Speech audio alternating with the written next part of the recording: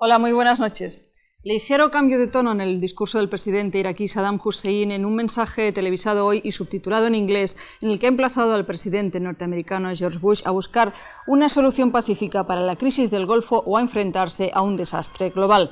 En Estados Unidos, sin embargo, la proposición ha sido rechazada atribuyéndola a la retórica habitual utilizada por Bagdad. Según el portavoz de la Casa Blanca, Marlin Fitzwater, toda negociación con Irak debe pasar por una retirada total e incondicional de Kuwait. Marlin Fitzwater ha recordado que el mundo se ha unido en demanda de la retirada de Irak del territorio kuwaití y esto no ha cambiado ni una jota con estas declaraciones.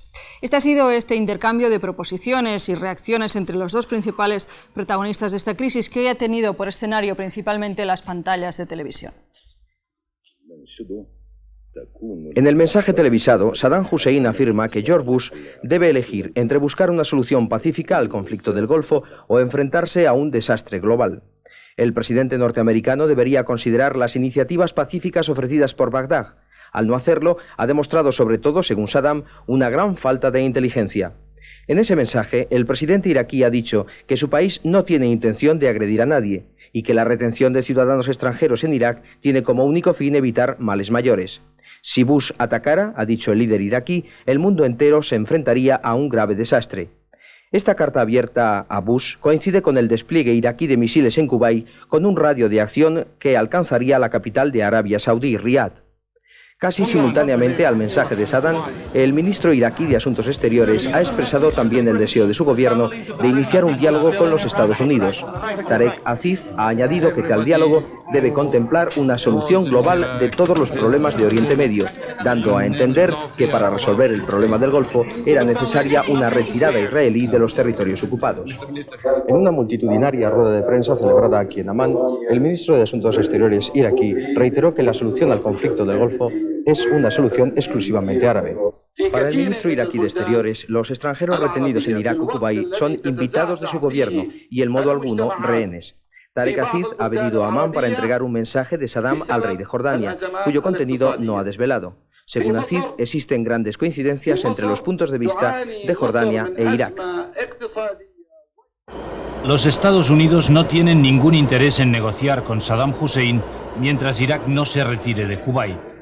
La Casa Blanca ha respondido de este modo a las declaraciones en Jordania del ministro de Exteriores iraquí y al último mensaje que Saddam Hussein ha dirigido a Bush a través de la televisión. Marlin Fitzwater, el portavoz de la Casa Blanca, calificó el mensaje iraquí como la misma retórica que ya hemos oído otras veces. Amordazada por el chantaje a que la somete Saddam Hussein con los ciudadanos extranjeros, la Casa Blanca trata ahora de centrar sus esfuerzos en el terreno diplomático. Hoy el presidente Bush ha mantenido una larga conversación telefónica con su embajador en Naciones Unidas, Thomas Pickering. El embajador americano celebra maratonianas sesiones a puerta cerrada con los otros miembros permanentes del Consejo de Seguridad de Naciones Unidas. Su objetivo es que el Consejo apruebe una resolución autorizando a la fuerza multinacional en el Golfo a utilizar las armas para hacer cumplir el embargo económico a Irak. Todos los indicios parecen señalar que está a punto de conseguirlo. Y otro mensaje dirigido al presidente iraquí para que abandone el territorio que ha ocupado por la fuerza ha sido el del presidente egipcio Hosni Mubarak. El presidente Mubarak, que ha sido el principal impulsor de la fuerza panárabe y del despliegue en la zona de esa fuerza, ha enviado hoy su artillería a la zona del Golfo. Otro país que se unirá a las demás tropas egipcias y los demás países árabes que están presentes ya en esa zona será la vecina de Irak, Siria. De la situación de estas fuerzas nos informa ahora nuestro corresponsal en El Cairo, Francisco Muñoz. Por medio de un comunicado leído a primeras horas de esta tarde en la televisión y la radio públicas en Egipto, el presidente Mubarak se ha dirigido a su país en un tono dramático y ha exigido a Saddam Hussein que se vaya de Kuwait, en el nombre de la humanidad y de la cordura, para evitar una guerra que él ha calificado como una catástrofe mundial de efectos destructivos incalculables. El pánico inicial estuvo aderezado por el anuncio del envío de una división acorazada con carros de combate, sistemas de defensa antiaérea y personal que incrementarán el número de soldados egipcios en Arabia Saudí a un total de 15.000 hombres. Siria ha informado hoy oficialmente del despliegue de sus tropas en Arabia Saudí, tal y como se había acordado en la reunión cumbre de El Cairo, para defender los lugares santos musulmanes, según ha anunciado la agencia oficial de noticias siria. Con la intención de aunar los efectivos bélicos en la región, el secretario de Defensa norteamericano, Richard Cheney, se ha entrevistado esta tarde en El Cairo con Mubarak. Los asuntos tratados en esa reunión no han trascendido en la capital egipcia, pero este contacto de Cheney será uno de los últimos en su gira apresurada por los países del entorno de Irak, incluidas sus tropas estacionadas en Arabia Saudí y desplegadas por el Golfo Pérsico y el Mar Rojo. Y a Irak llegaba hoy, según informa la agencia Reuters, el ministro de Asuntos Exteriores japonés Taro Nakayama, que llegaba precisamente procedente de Amán. Se supone que el ministro japonés ha prometido la ayuda oficial y financiera de su país a Amán si se decide aplicar el embargo decretado por Naciones Unidas. Y mientras este cruce de propuestas y declaraciones se entrecruzaba a través de las emisiones televisivas, en París se reunían los 9 miembros de la Unión Europea Occidental, la única instancia europea competente en materia de defensa. La UEO ha estado de acuerdo en la necesidad de hacer respetar el embargo como la medida más eficaz para evitar una guerra abierta con Irak y ha anunciado que se dotarán de los medios que sean necesarios para ello. En este sentido, los miembros de la UEO han acordado coordinar estrechamente sus operaciones en la zona del Golfo. Y tras la reunión de la UEO, los ministros comunitarios han mantenido un encuentro en el que han rechazado el ultimátum de Irak para que se cierren las embajadas en Kuwait y han calificado de odiosa la amenaza de utilizar a los extranjeros como protección de las zonas estratégicas iraquíes. La flota española con destino al Golfo estará compuesta por 3 buques, una fragata del tipo de la Santa María y 2 corbetas, según lo comunicado por los ministros de Exteriores y Defensa en la reunión extraordinaria de la Unión Europea Occidental.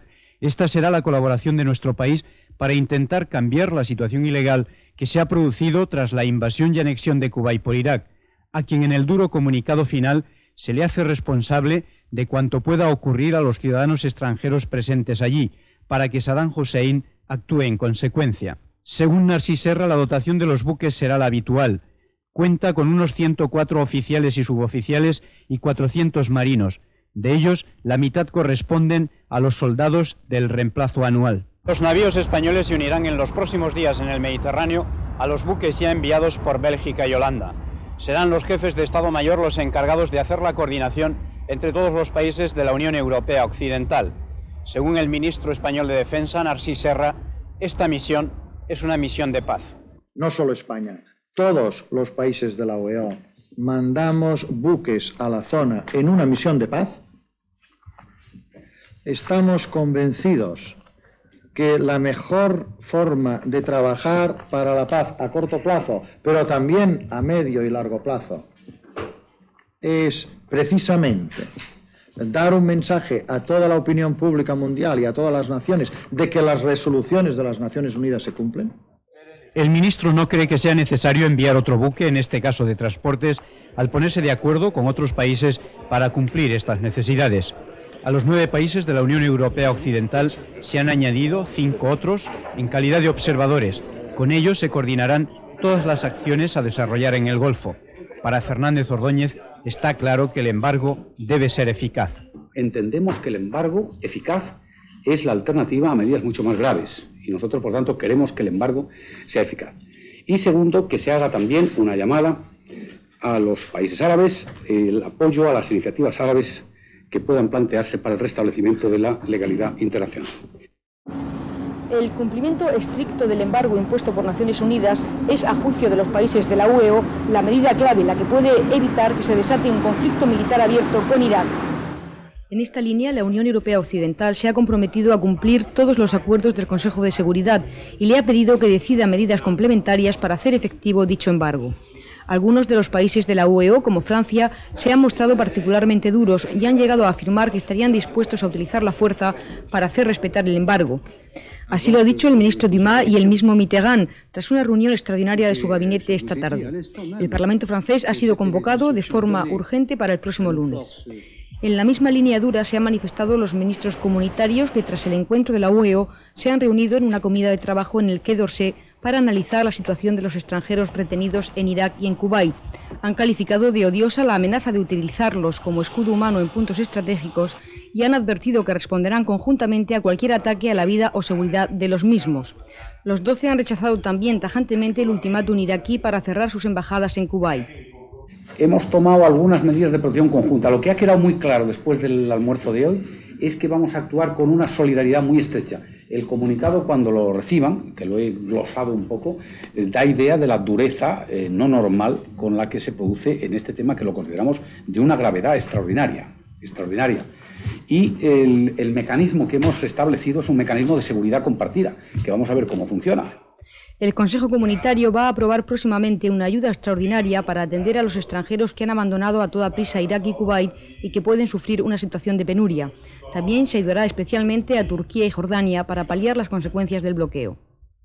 Tras asistir a la reunión de la UEO en París, el ministro de Defensa, Narcís Serra, informará a los líderes de la oposición en nuestro país sobre la decisión española de apoyar a las fuerzas multinacionales presentes en el Golfo. Los principales partidos de la oposición se volvían a pronunciar hoy sobre nuestra participación. El Partido Popular considera correcta la decisión del Gobierno español de enviar unidades de la Armada al Golfo Pérsico, ya que estima que nuestro país debe ser solidario con el resto de la comunidad internacional. No obstante, su portavoz en el Congreso, Rodrigo Rato, ha criticado la actitud del Gobierno ante el conflicto, que ha calificado de lenta, y le ha pedido que explique la situación de los españoles en Irak y Kuwait. Primera pregunta que tendría que responder el Gobierno es saber cuál es la situación de nuestros ciudadanos tanto en Irak como en Kuwait, y cuál va a ser la situación de nuestros diplomáticos a partir del viernes si no se cierra la embajada española en Kuwait. Una vez que el Gobierno explique ante la opinión pública cuál es esa situación, probablemente la opinión pública pueda entender por qué hay que enviar o no enviar tropas. Izquierda Unida se ha mostrado en contra de esta decisión porque a su juicio no se ha tomado en el Parlamento. Por ello, la coalición solicitará mañana la convocatoria urgente de la Diputación Permanente de la Cámara Baja que convoque un pleno extraordinario del Congreso. Preocupación porque el Parlamento español no ha tenido oportunidad de pronunciarse sobre una participación militar en una zona, el Golfo Pérsico, que está fuera de los convenios internacionales suscritos por España. El secretario general de Convergencia Democrática de Cataluña, Miquel Roca, ha manifestado el apoyo pleno de su partido al envío de unidades navales españolas al Golfo, ya que considera que hubiera sido un error repetir viejas actitudes de aislamiento. El ministro de Defensa, Narcís Serra, informará a los líderes de los principales partidos sobre los acuerdos adoptados en la cumbre de la UEO. El Gobierno también informará en el Parlamento, probablemente en una reunión conjunta de las comisiones de Exteriores y Defensa que se podría celebrar en septiembre, de la decisión de enviar una fuerza naval española al Golfo. Y descenso generalizado hoy en todas las bolsas, a pesar de que el discurso de Saddam Hussein había despertado algunas expectativas. Damos ahora nuestro repaso cotidiano a la actualidad económica mundial, reflejo de la evolución de la crisis del Golfo. El pánico y las ventas con que abrió esta tarde Wall Street se aplacaron ligeramente al cierre. La bolsa neoyorquina, que comenzó con unas pérdidas de 77 puntos, se situó finalmente en 52 negativos.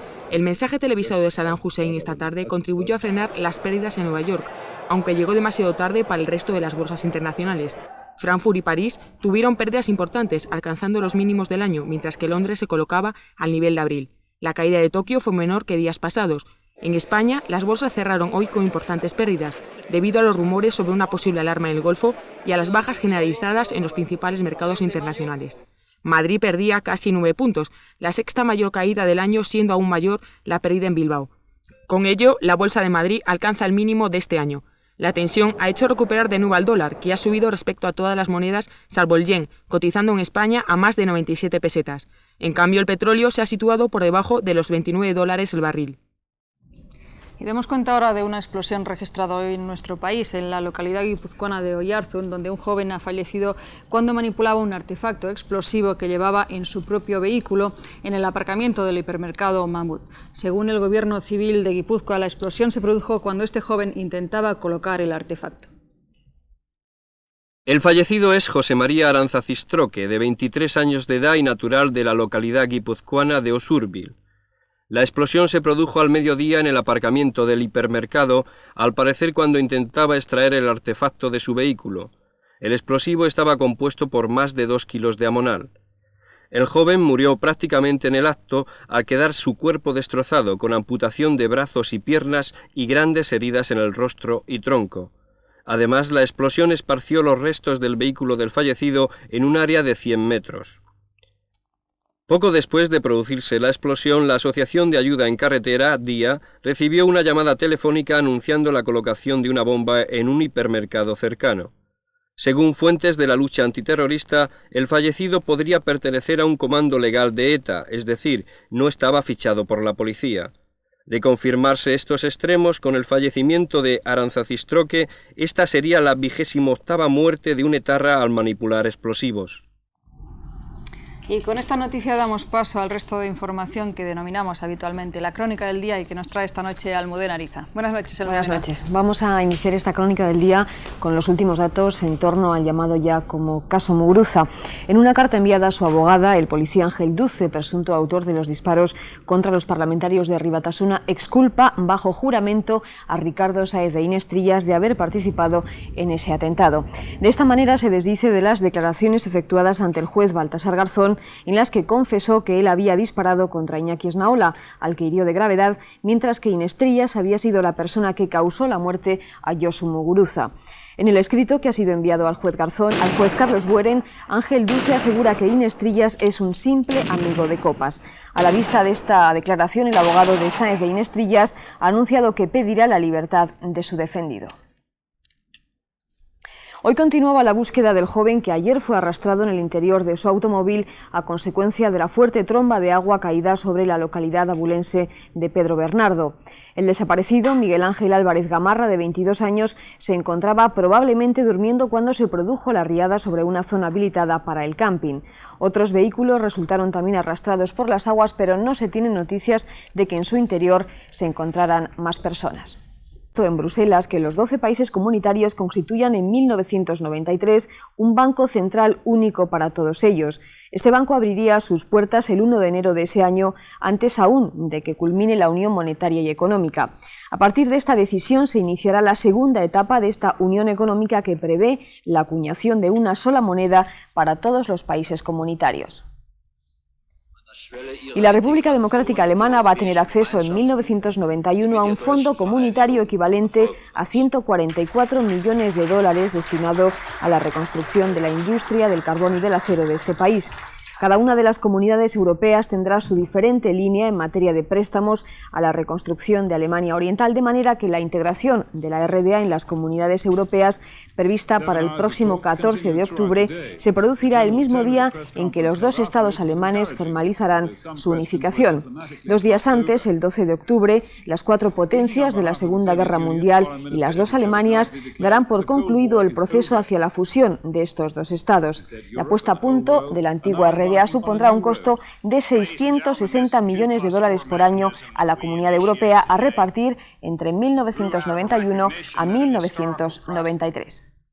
Volvemos a la información de nuestro país. La jornada laboral media en España se ha reducido en este año aproximadamente en unas 10 horas anuales. Esta reducción se ha conseguido a través de los 933 convenios colectivos firmados o revisados en lo que va de año, según datos facilitados por el sindicato UGT. La Central Socialista informa asimismo que la subida salarial media pactada en los convenios colectivos firmados este año ha sido de un 8,4%. Esta cifra difiere de la publicada la semana pasada por el Ministerio de Trabajo en casi medio punto. Y terminamos nuestra crónica del día con una amplia oferta artística. Vamos a empezar con una reina indiscutible de la música y más concretamente de la música popular portuguesa. Ella es Amália Rodríguez y su reino son los fados. A sus 69 años, esta lisboeta, que con su voz ha recorrido todo el mundo cantando a los poetas de su país durante 50 años, recibe en estos momentos un merecido homenaje en el Escorial, un homenaje en el que, cómo no, ella y sus tristes fados han sido los protagonistas.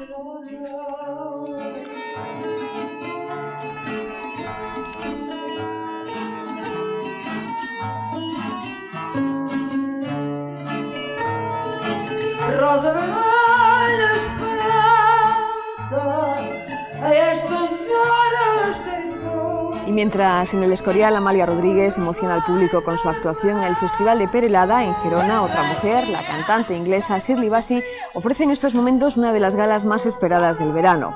Con 28 discos de oro conseguidos en Estados Unidos, Europa, Australia y Sudamérica, Shirley Bassey, conocida en todo el mundo por interpretar las canciones de las películas de James Bond, como Moonraker o Goldfinger, que estamos escuchando, ha venido a España a cantar en castellano y lo ha hecho para presentar su último disco titulado Una mujer.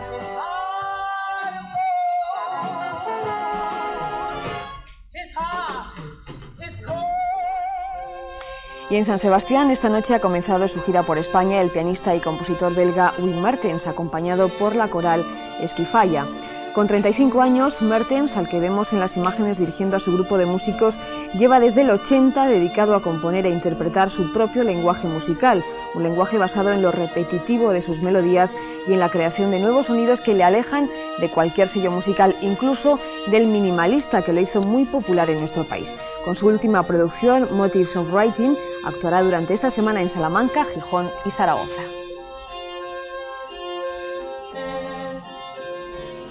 Y de la música a la danza, porque también esta noche, dentro del Festival Internacional de Santander, el ballet ruso del Gran Teatro de la Ópera de Minsk comenzaba en la Plaza Porticada su gira por España.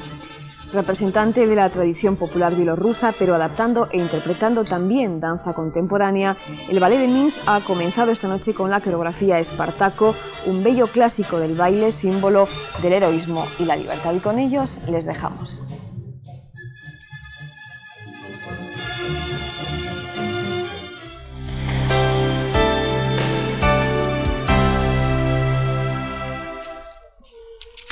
Continuamos cuando son las 12:36. Tenemos con nosotros un invitado bien conocido, creo, de todo el público. Es el ginecólogo catalán Santiago Dexeus. Doctor Dexeus, buenas noches. Buenas noches. Doctor Dexeus, decía usted esta mañana en el Escorial, en un curso en el que no hablaba precisamente de este tema, sino del cáncer y la ginecología, pero se ha referido usted a un tema del que hemos estado hablando con muchísima frecuencia últimamente en los medios de comunicación, la selección del sexo de los hijos. Y decía usted, si no tengo mal entendido, que esta técnica, según usted es una técnica además bastante sencilla, se está aplicando ya en España. Sí, se realiza en España, nosotros no la realizamos, la puede realizar cualquier laboratorio que tenga experiencia en exámenes seminológicos. Es una técnica mecánica, simple, pero que no da una seguridad 100% ni muchísimo menos.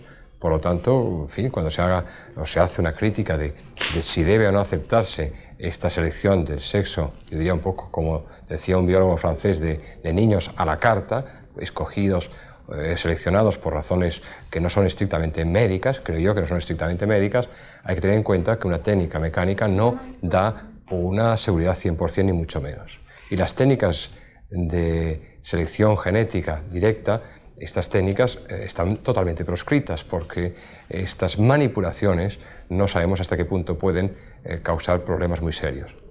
De momento, esta selección me imagino que se refiere exclusivamente al sexo. Usted habla de razones médicas, supongo que son las que contempla la ley de 1988 sobre técnicas de reproducción asistida, y también en su conversación de esta mañana se refería usted a qué tipo de enfermedades son las que pueden verse afectadas por el tema ginecológico o las que no. Por ejemplo, la depresión, que era el tema aducido por el juez de Mataró, que autorizaba la selección del sexo de una hija en este caso.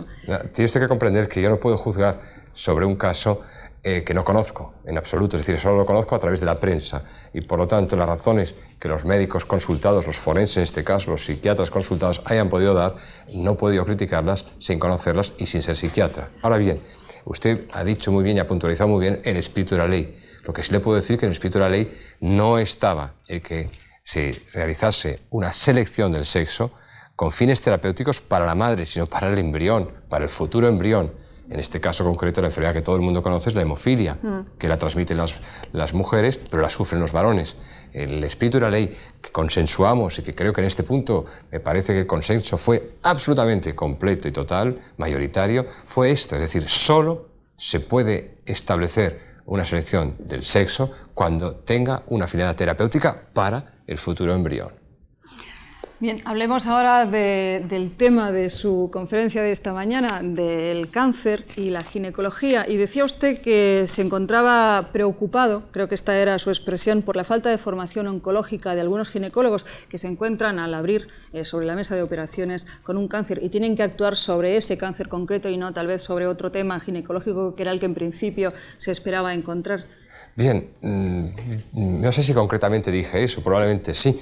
Lo que cierto es que está muy bien que usted me lo pregunte porque la oncología ginecológica, como la oncología en general, es una especialidad médica que, aunque es común a muchos aspectos de la medicina, evidentemente requiere una formación del que vaya a practicarla específica y del cirujano específica también. Y el cirujano ginecólogo que vaya a dedicarse a oncología tiene que tener una formación de cirugía general importante, sobre todo de cirugía digestiva y de cirugía urológica. De lo contrario, no puede enfrentarse con la multitud de problemas que el cáncer ginecológico aporta. Diría usted entonces que el ginecólogo, y dada parece ser la incidencia, la fuerte incidencia que tiene este tipo de cáncer en las mujeres, bueno, en general, debería tener una formación oncológica fuerte, abrir, digamos, una nueva especie de subespecialidad en este sentido? Pues no estaría nada mal, es decir, en algunos países se está realizando así. Y claro, esto plantea la reforma de ciertas especialidades, la apertura de conceptos ya muy establecidos en una medicina muy clasificada y muy clásica, que quizá tendremos que enfrentarnos de cara al reto del 93, en que, como usted bien sabe, la Carta de Roma estará vigente y tendremos profesionales europeos, o podríamos tener profesionales europeos que vinieran a nuestro país a trabajar. Y claro está, lo que no sería nada conveniente es que la formación de nuestros compatriotas en medicina no fuera equiparable a la de nuestros colegas de otros países. Pues estamos a tiempo. Estamos a tiempo. Doctor Deseos, muchísimas gracias precisamente por su tiempo. Buenas noches. Muchas gracias. Y hablemos ahora de un problema que parece que afecta a bastantes españoles. Hablemos de la vivienda. Según un estudio que ha realizado el MOPU, 1 de cada 100 viviendas construidas en España, tan solo 12 son de alquiler. Esta es una cifra muy baja con relación a las de otros países de la comunidad, según esta encuesta que se ha dado a conocer. Este estudio señala además que la mayor parte de las rentas de alquiler no supera las 10.000 pesetas al mes. La encuesta realizada el año pasado a 7.000 personas refleja que el número de viviendas en alquiler en España se ha reducido a la mitad desde los años 70. En 1989, el número de viviendas en alquiler ascendía a 1.400.000, casi un 12% del total de viviendas existentes en España. Este porcentaje contrasta con el 58% de viviendas ocupadas en alquiler que tiene Alemania, el 38% de Francia o el 37% de pisos arrendados en el Reino Unido. En España, casi 4,5 millones de personas viven en casas de alquiler, de las que más de la mitad pagan rentas que no sufren la subida de los precios del mercado y que están por debajo de las 10.000 pesetas al mes, mientras las rentas que superan esta cantidad son menos del 40% del total de viviendas de alquiler existentes. El estudio señala además que la mayor parte de los contratos de arrendamiento son de renta antigua o sin cláusula de revisión y que una pequeña parte son posteriores a 1985, tras la liberalización del decreto Boyer. En España tocamos a una media de 35 viviendas de alquiler por cada 1.000 habitantes. Por encima de esta media están Ceuta y Melilla, Baleares, Cataluña y Asturias, y por debajo Extremadura, Castilla-La Mancha y el País Vasco. Hace 50 años moría asesinado en la Ciudad de México el exjefe del Ejército Rojo Soviético y defensor de la llamada Revolución Permanente, León Trotsky. Su asesino, Ramón Mercader, había preparado minuciosamente el asesinato que vendría a fortalecer el sistema del poder personal ejercido por José Stalin. Antes del 20 de agosto de 1940, Trotsky había conseguido ya escapar de otros atentados cometidos o intentados por militantes comunistas para los que los intereses del movimiento internacional pasaban por el mantenimiento en el poder de Stalin. Y hoy historiadores de todo el mundo y pensadores marxistas se han dado cita en la Ciudad de México para conmemorar precisamente el 50 aniversario de León Trotsky. A 50 años de distancia. México fue el último lugar de exilio para el célebre revolucionario ruso León Trotsky. Aquí creó la Cuarta Internacional y aquí fue asesinado. El homenaje que este país le rinde 5 décadas después de su muerte ha concentrado a intelectuales de todo el mundo y ha tenido un invitado de excepción, el embajador de la Unión Soviética. Aunque Trotsky no ha sido rehabilitado oficialmente en la URSS, su representante en México asegura que con la perestroika van a rescatarse personajes controvertidos y borrados de la historia soviética como León Trotsky. El homenaje se ha realizado frente a la casa donde Trotsky vivió sus últimos años de exilio. Aquí se encuentran enterradas sus cenizas y las de su esposa Natalia Sedova. Casa que acaba de ser reinaugurada como museo oficial de la ciudad y donde se pueden observar fotografías del exilio mexicano de Trotsky y todos los objetos personales que usó antes de que el catalán Ramón Mercader consiguiera llevar a cabo la sentencia de muerte dictada por Stalin, clavándole un piolete en la nuca el 20 de agosto de 1940. Con esta casa museo abierta a todo el mundo, México quiere contribuir a recuperar la verdadera imagen histórica de Trotsky, cuyas críticas a la burocracia comunista y a la dictadura de Stalin adquieren un especial relieve en la época de la perestroika. Estamos casi terminando. Pasamos ahora al resumen diario de lo que han sido las principales noticias en la crisis del Golfo. Vamos a conocer ese resumen de los hechos ocurridos hoy, que como ya les contábamos antes, comenzaba con el último discurso de Saddam Hussein a George Bush, el presidente norteamericano. Vamos a conocer ese diario del Golfo. El gobierno español enviará a la zona del Golfo Pérsico una fragata y 2 corbetas. La decisión española, que ha sido tomada tras la reunión de la Unión Europea Occidental en París, pretende ser una contribución a la paz y no una operación de carácter bélico. Saddam Hussein ha dirigido un mensaje televisado a George Bush en el que ha afirmado que su país no tiene la intención de agredir a nadie. Además, el presidente iraquí ha pedido al norteamericano negociar un acuerdo para evitar una posible tragedia mundial. La misma oferta de diálogo ha sido reiterada en la capital jordana, Amman, por el ministro de Exteriores iraquí, Tarek Aziz. Sin embargo, George Bush, que ha manifestado que no piensa interrumpir los 15 días de vacaciones que aún le quedan, ha respondido que las palabras de Saddam pertenecen a la retórica habitual de su estilo. Bush añadió que el único acuerdo posible es el de la retirada incondicional de los iraquíes de territorio kuwaití. Tanto los 9 países de la Unión Europea Occidental como el conjunto de los 12 de la Comunidad Europea reunidos en París han endurecido sus posiciones que tome las medidas necesarias para hacer efectivo el embargo a Irak. Esto ha ocurrido precisamente el día en el que dicho organismo ha eludido pronunciarse sobre una posible intervención militar. Por su parte, la Comunidad Europea ha desoído las pretensiones de Bagdad de que sean cerradas antes del sábado las embajadas extranjeras en Kuwait. El secretario de Defensa norteamericano, que se encuentra en El Cairo, ha expresado su esperanza de que la crisis se resuelva por vía pacífica, aunque ha reiterado que las actuales tropas norteamericanas en la zona son ya capaces de afrontar cualquier situación. Tanto Egipto como Siria han enviado tropas a Arabia Saudí. Egipto ya tiene 15.000 soldados en la zona y Siria 1.200. Últimamente ha llegado a El Cairo el ministro de Exteriores japonés, que actualmente visita la zona del conflicto. En las bolsas también se vive con nerviosismo e incertidumbre la situación de la crisis del Golfo. Lo vemos en el resumen de la jornada bursátil de hoy. Wall Street ha registrado importantes pérdidas que han sido generalizadas en las restantes bolsas extranjeras. Las 4 bolsas españolas cerraron también con importantes pérdidas. Destaca la caída de Bilbao, que ha perdido más de 12 puntos. La de Madrid registró el nivel más bajo de todo el año. Y las monedas extranjeras, en cambio, se han recuperado ligeramente, sobre todo la libra y el dólar, que han subido en su cotización más de 1 peseta. Y casi tan inestable como los mercados de valores continuará mañana el tiempo en nuestro país. Las nubes van a alternar con claros en casi toda la península y preferentemente en las horas de la tarde. Las tormentas van a ser abundantes en todo el país, sobre todo en el centro y el sur. Tormentas dispersas en la mitad norte y en Baleares. Las temperaturas van a descender en casi todo el país y el descenso más acusado habrá que notar en Baleares y en el cuadrante noroeste peninsular. Y nuestro número de la 11, premiado en el sorteo de esta noche, vamos a recordarlo, ha sido el 73.649, 73649. Estamos ya casi al final. Les decimos adiós con unas hermosas imágenes y una evocación.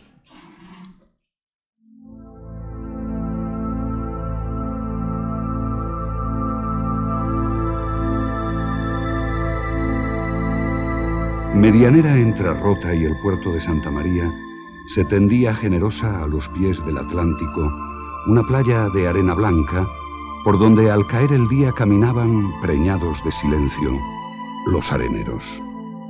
El sol abandonaba desde poniente sus últimos rayos sobre el agua en calma y sin apenas fuerza alargaba las sombras de los pinos, que en aquella hora templaban con sus ramas muy arriba el rumor de la brisa. Cada uno de aquellos hombres llevaba, asido del ronzal, un borriquillo de mirada resignada, de cuyo lomo colgaban como monturas de esparto 2 herones. Al llegar a los terrenos que las olas habían esculpido calladamente durante la marea alta, se clavaban hasta las rodillas y con recias paletadas iban colmando de tierra húmeda las espuertas.